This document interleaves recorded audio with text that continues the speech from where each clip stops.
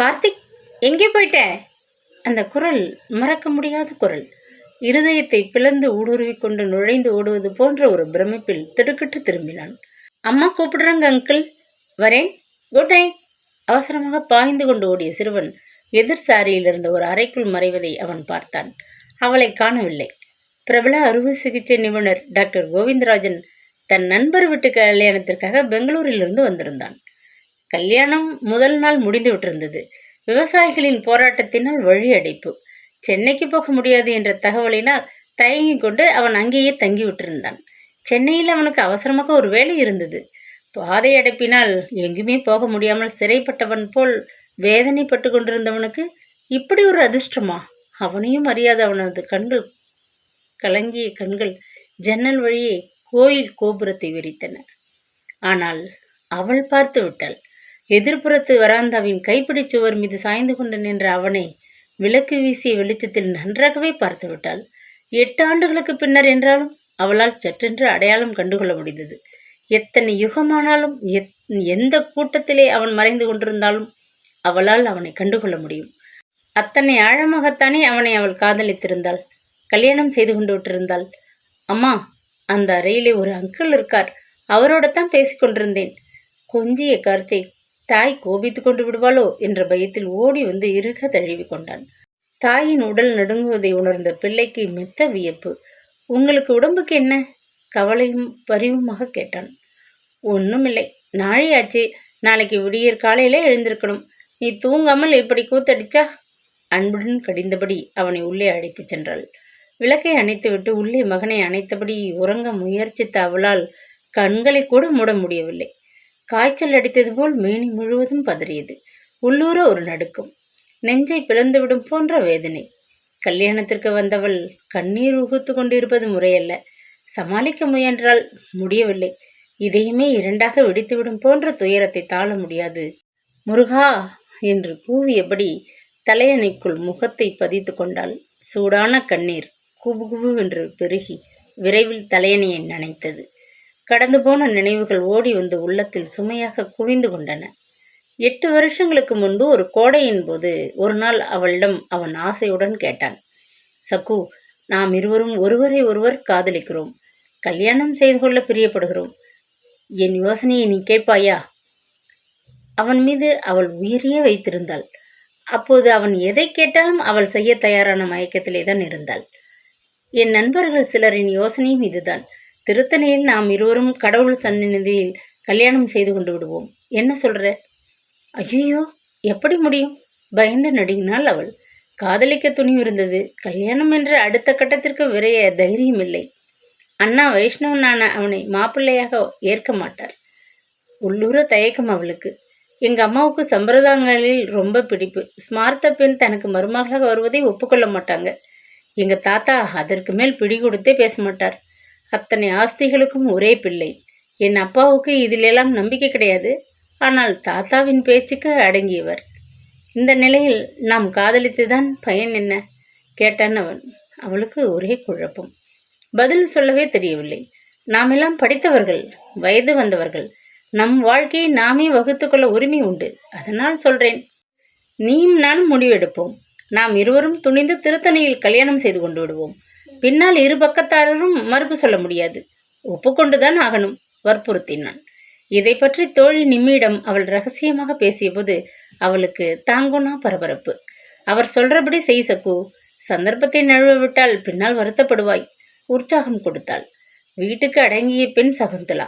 மகா சாது என்ற பெயர் கூட உண்டு. காதல் புயலாக உள்ளத்தை கலக்கிய போது அந்த நற்சான்றர்களையெல்லாம் அவள் யாருக்கு வேண்டுமென்று அசட்டையாக உதறிவிட்டாள்.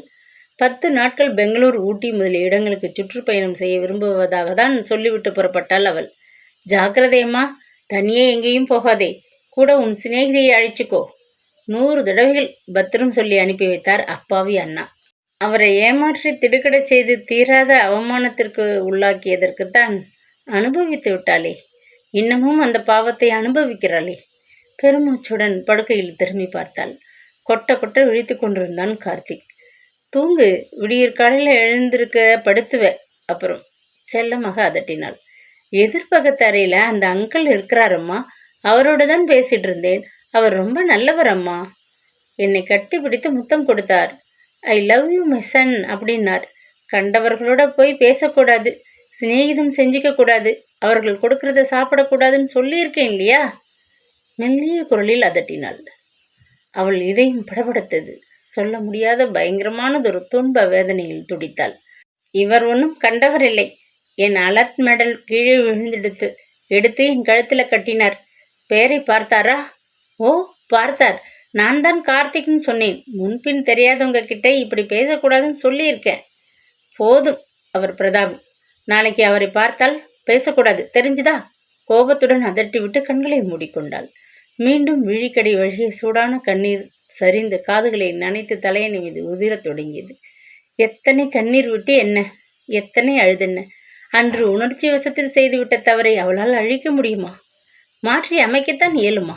அவள் பக்கத்திற்கு நிம்மி, அவன் பக்கத்திற்கு அவனுடன் படித்த 3 தோழர்கள், 4 பேர்களுடன் அவர்கள் திருத்தணி முருகனை சாட்சியாக வைத்துக்கொண்டு மிகவும் துணிவுடன் அங்கே சிறிய அளவில் தங்கள் கல்யாணத்தை முடித்து கொண்டு விட்டனர். முன்கூட்டியே இதற்கான ஏற்பாடுகளை எல்லாம் ராஜன் தான் செய்திருந்தான். விடியற்காலையிலேயும் முகூர்த்தம். உடனடியாக அங்கிருந்த ஹோட்டலில் மணமக்களுக்கும் நண்பர்களுக்கும் விருந்து. பின்னர் தேனிலவுக்கு பெங்களூர். கல்யாணம் நடந்த உடனேயே நண்பர்கள் ஆளுக்கொரு மூலையாக பிரிந்து விட்டனர். அவள் மாமனார் திருமலாச்சாரி பெங்களூரில் வேலை பார்த்து கொண்டிருந்தார். ஸ்டீல் பைப்புகள் தயாரிக்கும் நிறுவனத்தில் அவர் முக்கியமான என்ஜினியர். கம்பெனி சார்பில் சில இயந்திரங்களை வாங்க அவர் அந்த சமயம் ஜெர்மனிக்கு போயிருந்தார். கூட மனைவியை கூட்டிக் கொண்டு சென்றிருந்தார். அவர் மனைவி ஒரு இருதய நோயாளி. அங்குள்ள பிரபல வைத்தியரிடம் காட்டி ஆலோசனை பெற அவளுக்கு ஒரு அவா. அல்சூர் சாலையிலே அமைந்திருந்தது அவர்களது பங்களா. வீட்டில் அப்பொழுது வேலைக்காரனையும் தோட்டக்காரனையும் தவிர வேறு யாரும் இருந்திருக்கவில்லை. ராஜன் முன்னதாகவே அவர்களுக்கு லஞ்சம் கொடுத்து ஓய்வாக ஊருக்கு 10 நாள் போய் வரும்படி அனுப்பிவிட்டிருந்தான். தாத்தா ஆதிவராகன் தமது ஒன்றுவிட்ட சகோதரியுடன் கும்பகோணத்தில் தற்காலிகமாக தங்கி கொண்டிருந்தார். மிகவும் துணிச்சலுடன் தன் புது மனைவியை தங்கள் பங்களாவிற்கே அழைத்துச் சென்றான் அவன். அந்த சில நாட்கள் அவர்கள் இருவரும் கணவன் மனைவியாக மிகவும் சந்தோஷமாக அங்கே தங்கியிருந்தனர். தாராளமாக அவள் பூஜை அறைக்குள்ளே சென்று பக்தி சிரைத்தவுடன் மாமியார் வழிபட்டு வந்த பெருமாள் படத்தை தினமும் பட்டு துணியால் துடைத்து பன்னீர் தெளித்து சந்தன பொட்டு வைத்து விளக்கை ஏற்றி மலர் தூவி வீட்டுக்கு வந்த மருமகளாக கும்பிட்டாள். பத்திரமாக மடியாக மேலே அலமாரி தட்டில் வேடு கட்டி வைத்திருந்த ஊறுகாய் ஜாடிகளை திறந்து கணவனுக்கு எடுத்து அவைகளை பரிமாறினாள். அந்த 8 நாள் வாழ்விலே அவன் அவளை எப்படித்தான் சுற்றி சுற்றி வந்தான். தோட்டத்திலே ஒரு பெரிய சம்பங்கி மரம் இலை தெரியாது பூத்து குலுங்கி கொண்டிருந்தது. ஆசையுடன் அவள் பறிக்க புறப்பட்டாள். கூட வந்து உதவி செய்தான். மாலையாக கட்டி அவள் எடுத்து வந்ததை தன் கையாலேயே அவள் தலையில் வைத்து மகிழ்ந்தான். சமையல் அறையில் வந்து நின்று, சக்கு, என்ன தலிகை பண்ற? எனக்கு பிடிச்சதெல்லாம் செய்ய கற்றுக்கொண்டு விடு. என்னதான் காதல் என்றாலும் மனிதனுக்கு வயிற்றுக்கு பின்புதான் மற்ற நினைப்பு. அந்த ரசனையும் தெரியுமா? வேடிக்கையாக பேசியபடி கன்னத்திலே மூச்சு விட்டு கொண்டு அருகில் வந்து கரண்டியை பிடுங்கி அதில் ஒட்டி கொண்டிருக்கும் குழம்பை தொட்டு எச்சில் பண்ணி ருசித்து அட்டகாசம் செய்து விளையாடுவான். வேலை நடுவே வெறும் இடைஞ்சலாக இருப்பதிலே எத்தனை குஷி! வேடிக்கையும் விளையாட்டுமாக அன்பை பொழிந்து அவனை அவள் பூராவும் நம்பிவிட்டிருந்தாள். யாருக்கும் கிடைக்காத அன்பான அழகான அறிவுமிக்க கணவன் தனக்கு கிடைத்து விட்டான் என்ற மகிழ்ச்சியில் அண்ணாவை பற்றியோ வீட்டை பற்றியோ சகோதரிகளை பற்றியோ அப்போது நினைப்பே இருக்கவில்லை. அவன் ஏற்பாட்டின்படியே சொந்த பங்களாவில் தேன்நிலவை கொண்டாடிவிட்டு இருவரும் பிரிந்தனர். அவன் சென்னைக்கு திரும்பிவிட்டான். அவளை பின்னர் வந்து சந்திப்பதாகவும் அதுவரை விஷயத்தை வெளியிட வேண்டாம் என்றும் உத்தரவிட்டிருந்தான். சில தினங்களுக்கு பின்னர் மறுபடி வேலைக்கு அந்த மருத்துவமனைக்கு போனபோது அவளுக்கு ஒரு அதிர்ச்சி தரும் செய்தி காத்திருந்தது. டாக்டர் கோவிந்தராஜன் வேலையை ராஜினாமா செய்துவிட்டு பெங்களூர் போய்விட்டார். அவரது பெற்றோர்கள் ஜெர்மனியிலிருந்து திரும்பிவிட்டனர். அவர் தாயின் உடல்நிலை திருப்தியாக இல்லாததால் புறப்பட்டு போய்விட்டார். அதுதான் காரணம். அங்கே எல்லோரும் பேசிக்கொண்டனர். தன்னிடம் ஒரு வார்த்தை சொல்லாமல் போனது அவளுக்கு மிக்க மன உறுத்தலாக, தாங்க முடியாத துக்கமாக இருந்தது. அவன் மீது கோபம் பொத்து கொண்டு வரத்தான் செய்தது. இருக்கட்டும், கருவி கொண்டு இருந்தாள். கடிதங்கள் வரலாம் என்ற நம்பிக்கையில் நாட்கள் ஓடின. அவனிடமிருந்து தகவலே இல்லை. தானே துணிவுடன் பல கடிதங்கள் அவனுக்கு எழுதினாள். எல்லாம் கிணற்றில் போட்ட கல்லாக இருந்தன. அவள் கணவன் திடீரென்று கரைந்து காற்றோடு கலைந்து மாயமாகிவிட்டதை போன்ற ஒரு பயங்கர நிலை. நீடித்து அவள் மௌனமாக இருக்க முடியவில்லை. உள்ளத்தை உறுத்தி வாட்டி வதைத்த அந்த ரகசியத்தை, அந்த உண்மையை அவள் காயத்ரி மன்னியிடம் சொல்லி ஆலோசனை பெற விரும்பினாள். தாய்க்கு தாயாக இருந்து அன்புடன் வளர்த்தவளாயிற்றே, மன்னியிடம் உண்மையை சொல்லிவிட்டாள். அன்று காலை அவள் பரபரப்படையும் நிலையும் தானாகவே உருவாகியது. அண்ணா யாருடனோ டெலிஃபோனில் பேசியதை அவள் கேட்டு துணுக்குற்றாள். ஜாதகம் பொருந்தி இருக்கு, அப்படின்னா ஒரு நல்ல நாளில் சகுந்தலாவை பார்க்க அவள்லாம் வரலாம்னு சொல்லுங்கோ. எனக்கு இந்த இடம் ரொம்ப பிடிச்சிருக்கு. பையனை என் தங்கைக்கு பிடிச்சிருக்கணும் இல்லையா? அண்ணா அவளுக்கு கல்யாணம் செய்ய வரன் தேடிக்கொண்டிருக்கிறார். நிலைமை எக்கச்சக்கமாக விடுமுன் இதை தடுத்தாக வேண்டும். உண்மை எல்லோருக்கும் இனி தெரிந்தாக வேண்டும் என்ற பதைப்பு அவளுக்கு. உடனே உள்ளே அவசரமாக ஓடி வந்தாள். காயத்ரி மன்னி தன் பெண் ரம்யாவுக்கு தலைவாரி கொண்டு உட்கார்ந்திருந்தாள். மன்னி, உங்களிடம் நான் தனியாக பேசணும். இப்படி வர முடியுமா? வேகமாக குழந்தை ரம்யாவின் கூந்தலை பின்னலிட்டு கையை கழுவி துடைத்து கொண்டு ஓடி வந்தாள் காயத்ரி. மருத்துவமனைக்கு கிளம்ப நேரமாகியும் அசட்டையுடன் அறையின் ஜன்னல் கம்பிகளை பிடித்து கொண்டு நின்ற சகுந்தலாவின் போக்கு அவளுக்கு வியப்பாக தான் இருந்தது. என்ன சக்கு, என்ன வேணும், என்ன பேசணும்? விபரீதம் ஏதோ நிகழப்போகிறது என்ற உள்ளுணர்வின் எச்சரிப்பில் அவள் பதறிக்கொண்டு நின்றாள். நீங்க தான் எனக்கு இது சமயம் உதவி செய்யணும் மன்னி. தாய் போல இருந்து என்னை வளர்த்த உங்ககிட்ட கூட சொல்லாமல் நான் ஒரு காரியத்தை செய்து விட்டிருக்கிறேன். அண்ணா எனக்கு கல்யாணத்துக்கு வரன் பார்த்து கொண்டிருக்கிறார். யாரோ என்னை பார்க்க வரப்போகிறார்களாம். தேவையில்லைன்னு அதை நீங்கள் அண்ணா கிட்ட சொல்லி நிறுத்தணும். பேச முடியாது அவள் தவித்தாள். என்ன நடந்தது? ஏன் இந்த முடிவு? பயப்படாதே சக்கு. காயத்ரி அருகில் வந்து ஆதரவுடன் அணைத்து கொண்டு கூந்தலை வருடினாள்.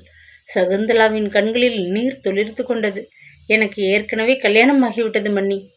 திருத்தணியில் சுவாமி சந்நிதியில் நான் அந்த டாக்டர் கோவிந்தராஜனை கல்யாணம் செய்து கொண்டு விட்டேன். உண்மை இதோ பாருங்கள். சோழிக்கு பின்னால் மறைத்து வைத்து கொண்டிருந்த தாலி சரட்டை எடுத்து திருமாங்கல்யத்தை காட்டினாள்.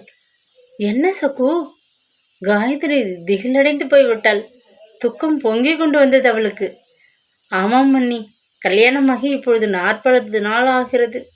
எல்லாமே 40 நாள் தான். உங்களுக்கு இதற்கு மேல் விளக்கம் தேவையா? அவரிடமிருந்து கடிதமே வரலை. அதனால் பயமா இருக்கு. இரு என்று கையை மறைத்து விட்டு பரபரப்பாக காயத்ரி பூஜை அறைக்குள் விரைந்தாள். குத்து விளக்கை ஏற்றிவிட்டு முருகன் படத்தின் முன் விழுந்து கும்பிட்டாள். குங்குமச்சிமிழை தூக்கி கொண்டு வந்து தன் இஷ்ட தெய்வத்தின் பெயரை மனதிற்குள்ளே ஜெபித்தபடி நெற்றியில் பொட்டு வைத்தாள். குழந்தை ரம்யாவுக்கு சாப்பாடு போட்டு விரைவாக இலை போட்டு பரிமாறி உபசரித்தாள். வைத்தியநாதன் கைப்பையை தூக்கி கொண்டு வேலைக்கு கிளம்ப எத்தனித்த போதுதான் அவளால் பேச முடிந்தது. ஆஃபீஸுக்கு இன்னைக்கு லீவு போட்டு விடுங்கோ, உங்ககிட்ட முக்கியமான சங்கதி ஒன்று பேசணும். அவள் வாய் பயத்தில் தந்தி அடித்தது. அண்ணா வைத்தியநாதனுக்கோ ஒரே குழப்பம். மனைவியின் முகத்தை பார்த்து மெத்த கலவரம் அடைந்து போனார். உடம்பு முடியவில்லை என்று உடனே ஆஃபீஸுக்கு டெலிஃபோன் செய்துவிட்டு முன்னறையில் வந்து உட்கார்ந்து கொண்டார். நெற்றியிலும் உடல் முழுவதும் வியர்வை ஆறாக வடிந்தது. நெஞ்சு பக்பக்கென்று அடித்து கொண்டது. வாய் உலர்ந்து போய் மனைவியின் முகத்தை தவிப்புடன் பார்த்தார். சக்குவுக்கு கல்யாணமாகிவிட்டது. நீங்க யாரையும் பெண் பார்க்க வர சொல்லி ஏற்பாடு பண்ண வேண்டாம். அவள் வேலை பார்க்கிற அந்த ஆஸ்பத்திரியில் இருக்கும் டாக்டர் கோவிந்தராஜனை அவள் கல்யாணம் செய்து கொண்டு விட்டாள். யாரு? அந்த வைஷ்ணவ பையனியா? தாங்க முடியாத சினத்தில் சீறிக்கொண்டு கையை ஓங்கிவிடி தங்கை அருகே வந்தார். காயத்ரி ஒரே பாய்ச்சலாக ஓடி கணவனின் கையை பிடித்து கொண்டாள். சத்தம் போட்டு அண்டை அசலை கூட்டி விடாதீங்க. அவள் குழந்தை இல்லை, கையை ஓங்க. மேலும் அவ உண்டா இருக்கா. படாத இடத்தில் பட்டுவிட்டால் அது வேற வேதனை. இடை புகுந்து கணவனை அடிக்குரலில் அதட்டினாள். தொப்பென்று நாற்காலியில் விழுந்தார் அண்ணா. தாங்க முடியாத துக்கம் வாயில் துண்டை அடைத்து கொண்டு அவர் குலுங்க குலுங்க அழுதபோது சகுந்தலாவும் கூட அழுது விட்டாள். அதற்கு பின்னர் விஷயம் மெல்ல சகோதரிகளுக்கு தெரிவிக்கப்பட்ட போது வீட்டிலேயே நீதிமன்றம் உருவாகியது. குடும்பத்தின் மானத்தை குப்பை கூடைக்குள் எறிந்து விட்டதாக விமலா அவளை வார்த்தைகளால் சாடியதை இன்று நினைத்தாலும் உடல் கூசியது. சியாமளி அக்கா அழுது தீர்த்தாள். புக்ககத்து மனிதர்கள் முகத்தில் இனி எப்படி விழிப்பது என்ற கவலை அவளுக்கு. பாழுங்கிணற்றையும் மூட்டை பூச்சி மருந்தையும் அவள் தேடப்போவதாக பயமுறுத்தினாள். பித்தம் பிடித்தவர் போல அண்ணா தலையில் கையை வைத்துக்கொண்டு ஆபீஸிற்கு லீவு போட்டுவிட்டு வீட்டோடு உட்கார்ந்து விட்டார். உலகம் அஸ்தமித்து வாழ்க்கையே சூனியமாகிவிட்ட ஒரு பிரமை அவருக்கு. காயத்ரி தான் நிலைமையை சமாளிக்க துணிவுடன் முன்னால் நின்றாள். அவள் தன் உணர்வுகளை சிதறவிடவில்லை. அமைதியாக மேற்கொண்டு செயல்பட வேண்டியதை பற்றி சிந்தித்தாள். அண்ணாவுக்கு ஆதரவாக இருந்து புத்தி சொன்னாள். புறையேறிக்கொண்டு தொடர்ந்து இருமல் உடலை குலுக்க சகுந்தலா எழுந்து உட்கார்ந்து கொண்டு தலையை தட்டி கொண்டாள். அயர்ந்து உறங்கிக் கொண்டிருந்த காயத்ரி விழித்து கொண்டாள். என்னம்மா சக்கு, ஏன் இரும்புற? கூஜாவில் தண்ணி வச்சிருக்கு, எடுத்து தரட்டுமா? பரிவுடன் கேட்டுக்கொண்டு எழுந்து உட்கார்ந்தாள். ஈரமாகி நனைந்துவிட்ட கன்னங்களை புடவை தலைப்பில் மெல்ல துடைத்து கொண்டாள் சகுந்தலா. மணி, அவள் குரல் கம்மியது. அவர் இங்கே வந்திருக்கிறார் தெரியுமா? என்ன உளர்ற? அவருக்கு இங்கே என்ன வேலை? அதென்னவோ தெரியாது, காலை சுற்றின பாம்பு போல இங்கே வந்திருக்கிறார். அண்ணா அவருக்கு பத்திரிகையை அனுப்பாமலே அழையாத வீட்டுக்கு நுழையாத விருந்தாளியாக ஏன் வந்திருக்கிறார்? புரியலை. நம்ம சம்பந்திகள் முன்னால் வீணாக ஏதாவது கலவரம் நடந்துவிடும் என்று எனக்கு நடுக்கமாக இருக்கு. இந்த கார்த்திக் வேற அவர்கிட்ட போய் உறவு கொண்டாடி விளையாடி விட்டு வந்திருக்கிறான். குழந்தை யாருன்னு அவர் தெரிஞ்சு கொண்டு விட்டார் மன்னி. எனக்கு பயமா இருக்கு, கலங்கினாள் அவள். பைத்தியம், என்னத்துக்கு பயம்? முருகனை நினைச்சுக்கோ, உனக்கு துணை செய்வான் அவன். எல்லாத்துக்கும் ஈடு கொடுக்க நான் இருக்கேன், நீ ஏன் பயப்படணும்? அவரோடு சில மாதங்களுக்கு முன் அண்ணா பேசிய போது பார்த்தேன். ரொம்ப கண்ணியமாக தான் நடந்து கொண்டார். அதனால் குழந்தை என்கிற பிரச்சனை வரும்போது மணி, கண்ணியமாவது மண்ணாங்கட்டியாவதுன்னு மனிதன் மாறிவிடலாமே. நடுங்கி அவளது கரத்தை ஆதரவுடன் பற்றி கொண்டு அவளை தன் நெஞ்சோடு அணைத்து கொண்டு காயத்ரி ஆறுதல் பல சொன்னாள். இக்கதையின் தொடர்ச்சி நாளை தொடரும்.